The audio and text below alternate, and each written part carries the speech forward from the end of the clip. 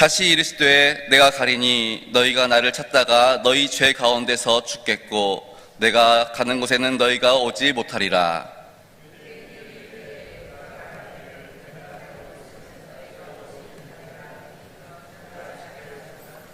예수께서 이르시되 너희는 아래에서 났고 나는 위에서 났으며 너희는 이 세상에 속하였고 나는 이 세상에 속하지 아니하였느니라.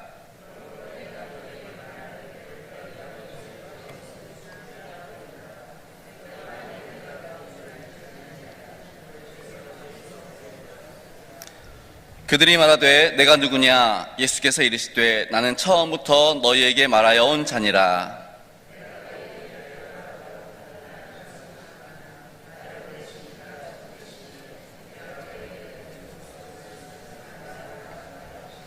그들은 아버지를 가리켜 말씀하신 줄을 깨닫지 못하더라.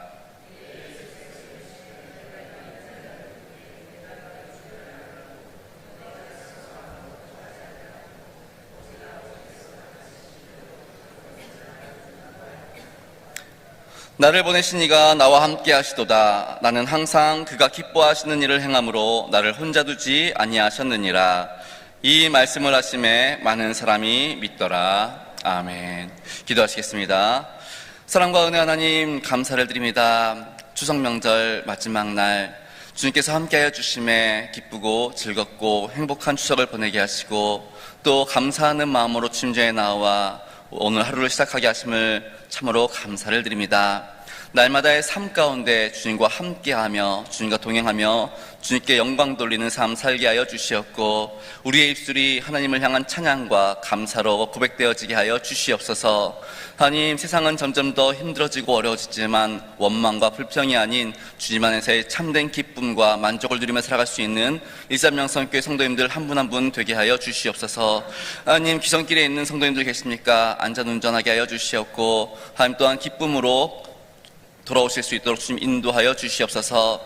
특별히 하나님, 이 명절 슬픔 당한 가정들이 있습니다. 하나님, 그 가정들 찾아가 주시어서 인간의 힘으로가 아닌 주의 성령님께서 한 분 한 분 위로하여 주시옵고 주님의 위로하신 가운데 참된 평안 누리게 하여 주시옵소서.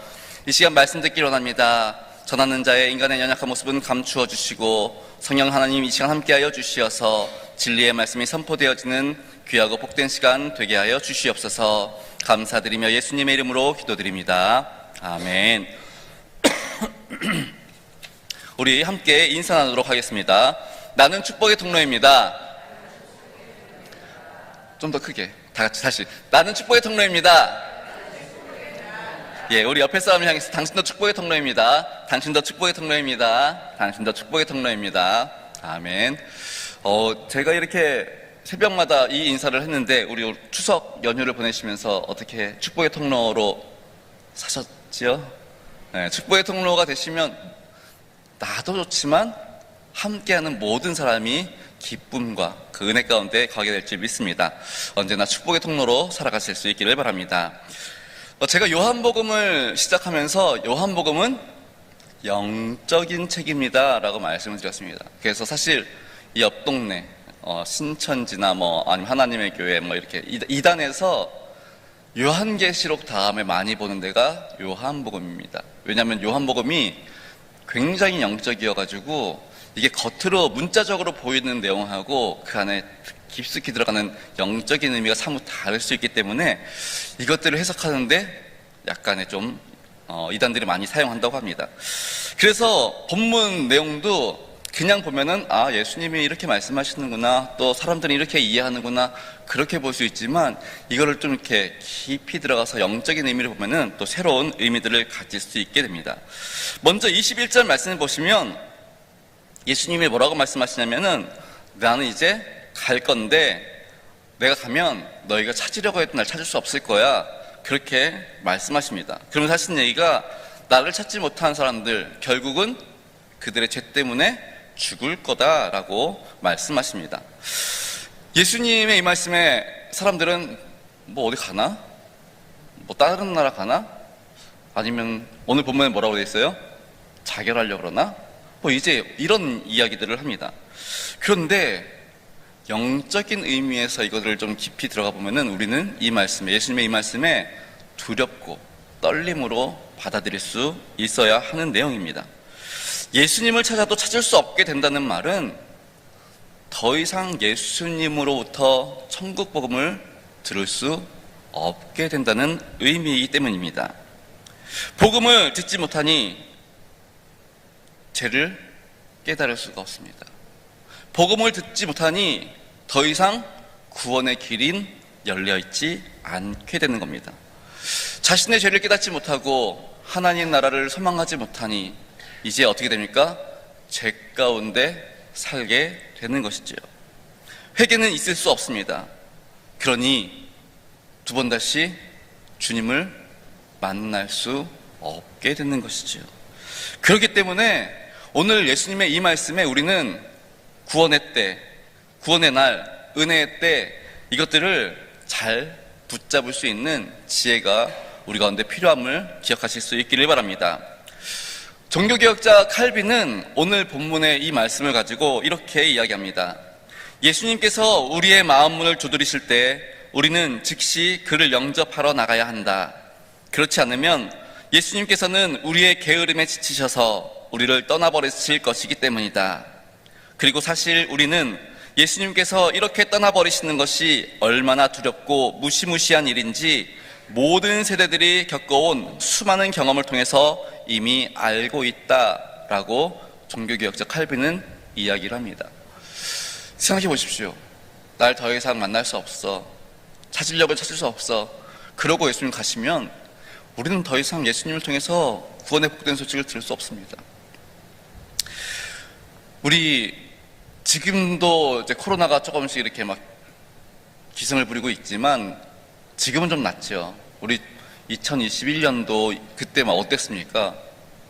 나라에서도 막 모의 집회 금지하고 그러면서 예배를 제대로 드릴 수 없는 상황이 있었죠. 그러다 보니까 개척교회는 수많은 개척교회들은 교회 문을 닫게 되었고요. 또 큰 교회들도 재정 악화로 인해서 굉장히 힘들게 되는 일들을 겪었습니다. 그리고 또 교회 마침 또 그때 교회 건축하는 교회들은 빚더미에 많이 또 시달려가지고 뭐 심지어는 뭐 넘기기도 하고 그랬던 교회들이 참 많은 이야기들을 듣게 되었죠. 성도님들은 교회를 갈 수가 없으니 이제 뭐 헌금 생활도 제대로 못하게 되고 신앙생활도 제대로 못하게 되었죠. 교회는 이제 부랴부랴 방법들을 생각해내서 온라인 헌금을 할 수 있도록 이렇게 했지만 이게 또 안 하던 거잖아요. 그러니까 이게 쉽지가 않은 거예요. 아니 교회 와서 이렇게 헌금을 내야지 무슨 계좌이체를 교회에다가, 그러다 보니까 이게 또 이게 헌금이 안 되다 보니 교회가 계속해서 힘들어지는 상황들이 오게 됐습니다. 그렇게 교회들은 위기를 맞게 되었고요. 그때 2021년, 22년 그럴 때 지날 때 총회에서 연구한 자료들이 이렇게 보고가 됐는데 뭐 하루에 뭐 몇십 개의 교회가 이렇게 문을 닫기도 하고 뭐 그랬던 일들이 있었습니다.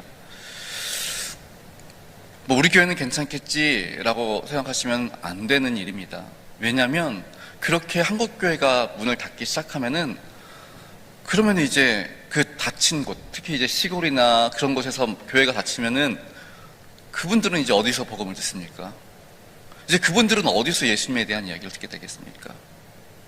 그리고 교회가 점점 더 이렇게 약해지고 무너지게 되면은 더 이상 다음 세대들이 예수님에 대해서 어디서 말씀을 들을 수 있겠습니까? 이러한 문제 심각하게 고민해 보실 수 있어야 됩니다. 왜냐하면 칼빈이 말한 대로 우리는 이미 이것들을 많이 보았기 때문입니다. 우리 유럽에 있는 교회들, 이미 교회들 다 아시잖아요. 교회들이 다 술집으로 넘어가고 카바레로 넘어가고 그런 일들 많이 듣잖아요. 더 이상 복음을 들을 수 없는 곳이 너무 많아졌다는 것이죠. 나는 지금 예수 잘 믿고 있으니까 괜찮아 라고 생각하셔도 안 됩니다.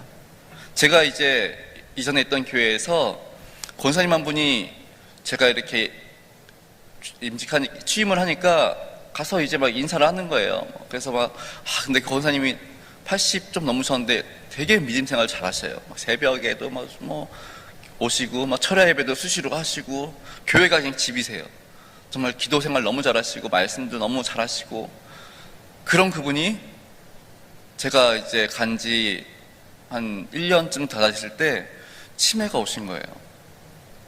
그리고 치매가 막 심하게 온 것도 아니고 살짝 왔는데, 문제는 이제 혼자서 계시다 보니까 음식 같은 거를 잘 못 챙겨 드시니까 결국 이제 자녀가 요양원으로 보내셨습니다. 그래서 요양원에 계셨는데, 저희 교회에서는 이제 한 달에 한 번씩 이렇게 찾아갔습니다. 처음에는 아유, 여기 불편하지만 어떡하겠어요 그러면서 이제 늘 성경 읽고 기도하고 그렇게 지내셨던 그분이 한 1년쯤 지나서는 기도도 잘 못하고 성경도 잘 안, 이제 막 그곳에 있으니까 이제 막 계속 늘어지는 겁니다. 잠만 주무시고 신앙생활이 점점 바닥으로 떨어지는 겁니다. 한 2년쯤 됐더니 어떻게 됐을까요? 거의 평신도만도 못한 수준으로 이렇게 떨어지더라는 겁니다. 그러니까 우리가 복음을 듣지 못하면 우리의 신앙을 유지할 수가 없습니다. 그래서 우리가 한국교회가 잘하는 것 중에 하나가 새벽 기도. 이게 없으면 우리의 신앙은 떨어질 수밖에 없습니다. 계속해서 말씀을 듣고 또 기도의 자리에 있어야지, 말씀의 자리에서 떨어지면은 우리의 신앙은 나태해지고 떨어지고 결국 예수 그리스도의 복음으로부터 멀어질 수밖에 없다라는 것들을 제가 이전 교회에서 좀 보고 배웠습니다. 우리 사랑하는 일산명성교회 성도 여러분, 예수 그리스도의 복음을 들을 수 있을 때 더욱 힘써서 말씀 듣기를 사모하실 수 있기를 바랍니다. 힘이 있으실 때 말씀 더 묵상하시고 더 기도에 힘쓰실 수 있기를 바랍니다. 계속해서 오늘 말씀 25절에 보시면 예수님의 말씀을 듣던 이 바리새인들, 유대인들, 예수님을 향해서 묻습니다. 내가 누구냐? 요한복음뿐만 아니라 복음서에 보면은 이 바리새인들, 사두개인들, 그리고 종교인들, 이들은 수시로 와서 예수님께 묻습니다. 너 도대체 누구야? 너 정말 그리스도야? 이런 질문들을 수시로 하는 것들을 보게 됩니다. 근데 왜 이렇게 물을까요? 정말 예수님이 누군지 몰라서 묻나요? 왜 묻는 거지요? 결국은 하나입니다. 내가 알고 있는, 내가 기억하고 있는 메시아랑 넌 너무 달라. 근데 하는 것들을 보니까, 하는 역사를 보고 하는 말씀을 들어보니 메시아 같기는 한데 우리가 알고 있는 기본적인 메시아 상이랑은 너무 틀려. 그러니까 내 생각이랑 틀리니까 자꾸 묻는 겁니다. 그러니까 우리가 보고 듣고 그거에 대해서 확신한 바에 나아가야 되는데 자꾸 내 과거의 기억들, 이것 때문에 예수님을 제대로 보지 못하고 있는 것입니다. 만약에 우리 한번 반대로 한번 생각해 보겠습니다. 예수님이 이 땅에 오셔서 정말 유대인들이 원했던, 바리새인들이 원했던 그러한 메시아의 모습을 보이셨다고 한다면 유대인들은, 그리고 바리새인들은 예수님을 믿었겠지요. 그리고 메시아로 인정했겠지요. 그런데 그걸로 끝이라는 거예요. 무슨 말씀이냐? 그 예수님은 인류의 구원자로서는 부족하다라는 것이죠. 예수님은 온 인류의 구원을 위해서 이 땅에 오셨습니다. 근데 내가 원하는 예수님, 내가 원하는 메시아라면, 그 이스라엘 민족이 원하는 메시아였다면 예수님은 온 인류의 구원자로서는 한참 부족할 수밖에 없는 것이죠. 그러니까 우리가 좀 잘 생각해 봐야 됩니다.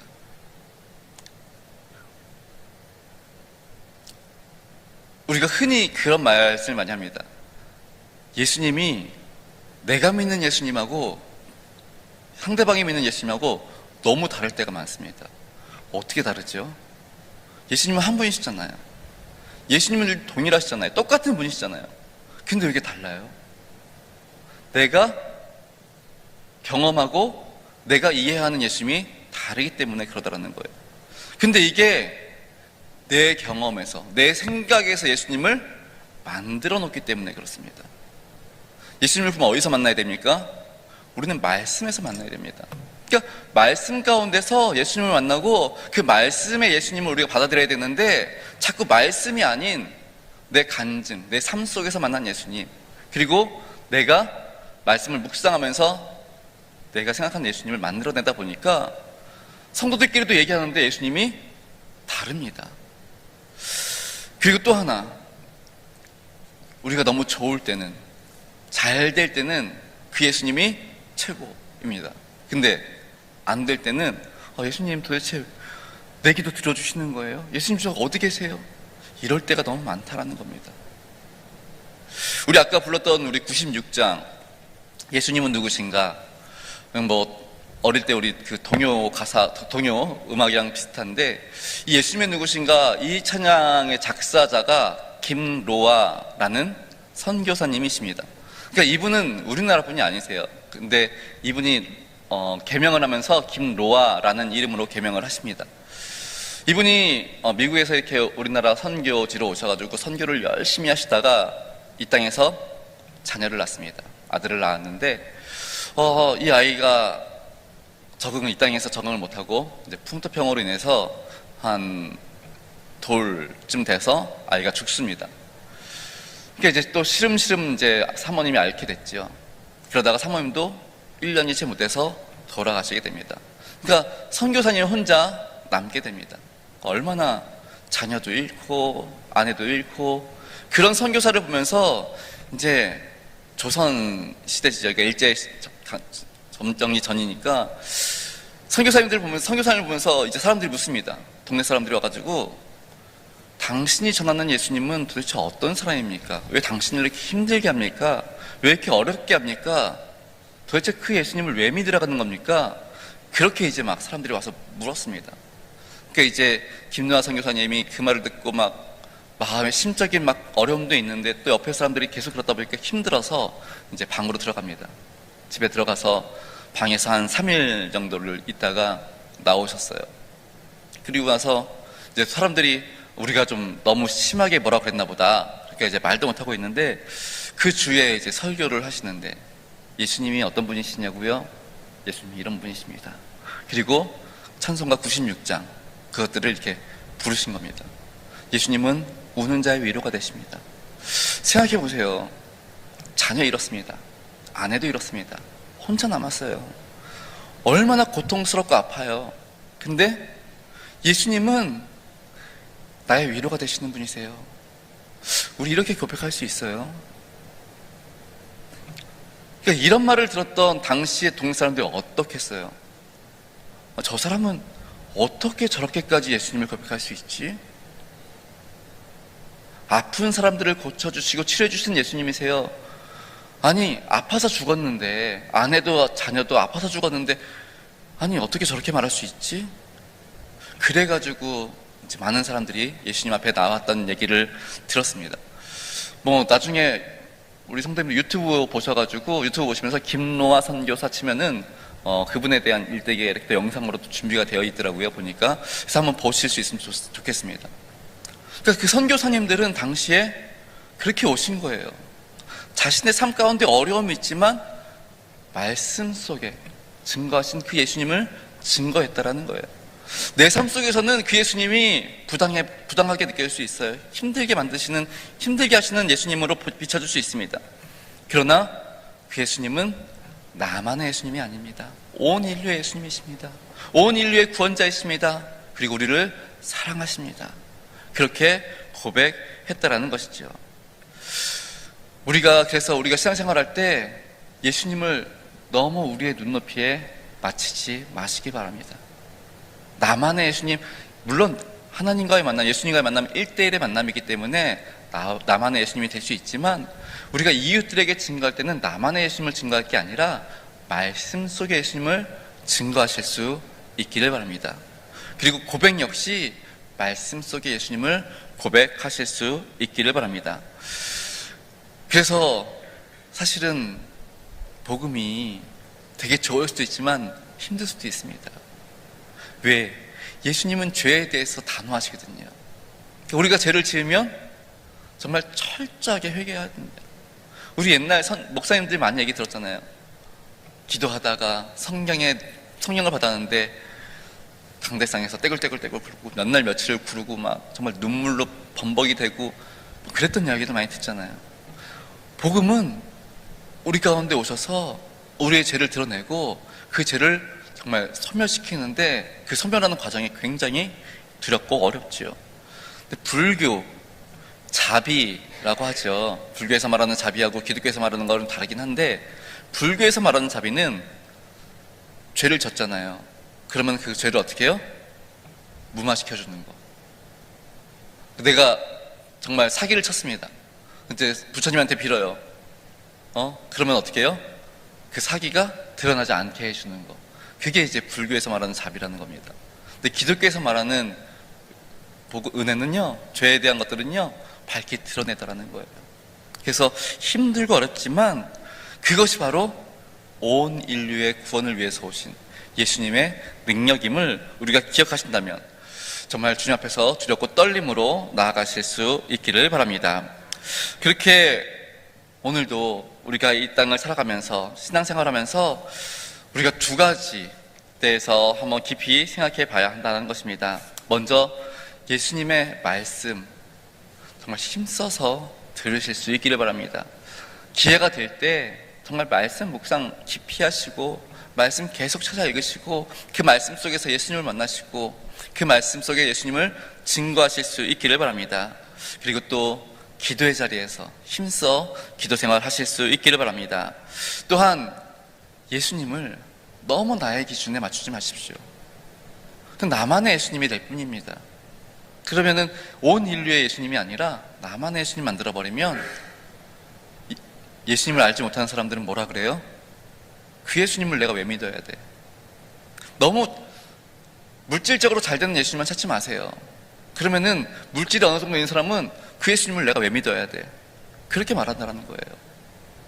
너무 치료에다가만 초점을 맞추지 마세요.